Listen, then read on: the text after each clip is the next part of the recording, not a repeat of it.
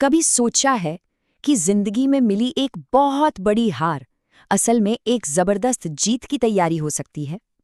आज की कहानी कुछ ऐसी ही है। इसका नाम है तीरंदाज का उदय, हार को शक्ति में बदलना। तो सवाल यही है कि क्या हार सच में सब कुछ खत्म कर देती है, या फिर ये किसी बहुत बड़ी, बहुत शक्तिशाली शुरुआत का एक इशारा है। चलिए कहानी के पहले हिस्से में चलते हैं, जिसका नाम है सपना और हार। तो मिलते हैं आर्यन से।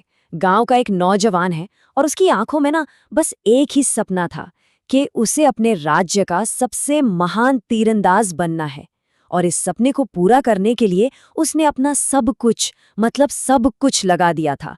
दिन रात, साल दर साल, बस मेहनत। सालों की इस कड़ी मेहनत के बाद आखिरकार वो दिन आ ही गया, प्रतियोगिता का दिन। आर्यन मैदान में खड़ा है, दिल जोर जोर से धड़क रहा है, उम्मीदों से भरा हुआ। उसने निशाना लगाया, लेकिन जो हुआ वो किसी बुरे सपने से कम नहीं था। एक ऐसी हार, एक ऐसी जबरदस्त हार जिसने उसे हजारों लोगों के सामने तोड़कर रख दिया। अब देखिए, हार का दर्द तो था ही, लेकिन उससे भी ज्यादा चुभ रहे थे लोगों के ताने, उनकी हंसी।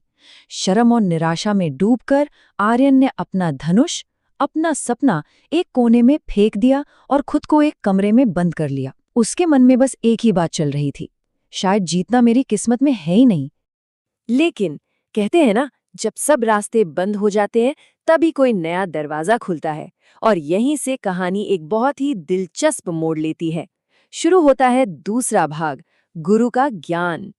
तो आर्यन के गुरु उससे मिलने आते हैं और वो उसे एक एक मुड़ा हुआ धनुष और एक टेढ़ा मेढ़ा सा तीर देते हैं और कहते हैं, चलो उस दूर वाले लक्ष्य पर निशाना लगाओ। अब आर्यन कोशिश तो करता है, पर वो तीर लक्ष्य के आसपास भी नहीं फटकता। आर्यन एकदम फ्रस्ट्रेटेड हो जाता है, गुस्से में कहता है, गुरुजी ये क्या है? धनुष मुड़ा हुआ है, तीर टेढ़ा है, इससे निशाना लगाना तो नामुमकिन है। गुरुजी बस हल्के से मुस्कुराते हैं और बहुत शांत आवाज में कहते हैं, आर्यन, एक सच्चा योद्धा अपने हथियारों से नहीं, अपने इरादों की मजबूती से बनता है। कमी धनुष बाण में नहीं, कमी तो लड़ने की इच्छा में है। और फिर गुरु ने आर्यन को वो बात बताई जो उसकी पूरी जिंदगी बदलने वाली थी। उन्होंने कहा, आर्यन, एक बात हमेशा याद रखना, जब कोई तीरंदाज तीर छोड़ता है तो उसे आगे फेंकने से पहले पीछे खींचता है, और वो उसे जितना ज्यादा पीछे खींचता है ना, तीर उतनी ही तेजी से, उतनी ही दूर आगे जाता है। और ठीक इसी तरह, अगर जिंदगी तुम्हें मुश्किलों से, तकलीफों से पीछे की तरफ खींच रही है, तो घबराना बिल्कुल मत। बस इतना समझ लेना कि वो तुम्हें किसी बहुत बड़ी, बहुत शानदार छलांग के लिए तैयार कर रही है। गुरु के ये शब्द आर्यन के कानों में नहीं, सीधे दिल में उतर गए, और यहीं से उसके लिए एक नई सुबह हुई। शुरू होता है हमारा तीसरा भाग, योद्धा का उदय। आर्यन को मानो एक पल में सब कुछ साफ हो गया। उसे समझ आया कि वो जो हार थी, वो अंत नहीं थी, बल्कि वो तो एक शुरुआत थी। ये जिंदगी का वही पीछे खिंचाव था जो उसे पहले से कहीं ज्यादा दूर फेंकने की तैयारी कर रहा था। ओ बस, उस दिन के बाद आर्यन बदल गया। उसने पूरे 1 साल के लिए खुद को दुनिया से काट लिया। रोज सुबह 4 बजे उठना, और सिर्फ तीरंदाजी का अभ्यास नहीं, बल्कि उसने अपने मन को साधा, अपने दिमाग को ट्रेन किया और वो कंसंट्रेशन हासिल की जो पहले कभी नहीं थी। इस 1 साल की तपस्या ने आर्यन को पूरी तरह से बदल कर रख दिया। सोचिए, कहाँ वो एक हारा हुआ, डरा हुआ, नाउम्मीद लड़का था, और अब उसके सामने एक शांत, फोकस्ड और आत्मविश्वास से लबरेज योद्धा खड़ा था। तो चलिए अब चलते हैं कहानी के क्लाइमैक्स पर, इसके आखिरी पड़ाव पर, विजय और सीख। ठीक 1 साल बाद का दिन है। मैदान वही, भीड़ वही, वही लोग जो उस पर हंसे थे।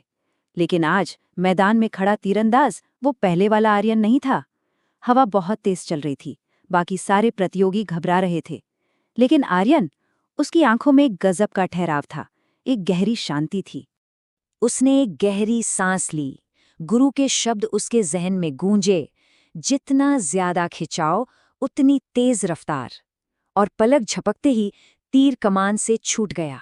पूरे मैदान में एक पल के लिए पिन ड्रॉप साइलेंस, और फिर तीर सीधा जाकर लगा लक्ष्य के बिल्कुल बीच में। और अगले ही पल पूरा मैदान तालियों की गड़गड़ाहट से गूंज उठा।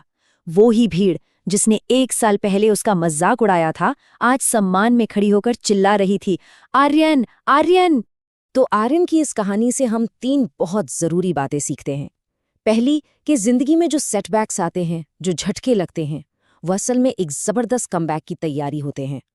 दूसरी, आपके पास साधन क्या है, ये उतना जरूरी नहीं है जितना ये कि आपके अंदर लड़ने का जज्बा कितना है।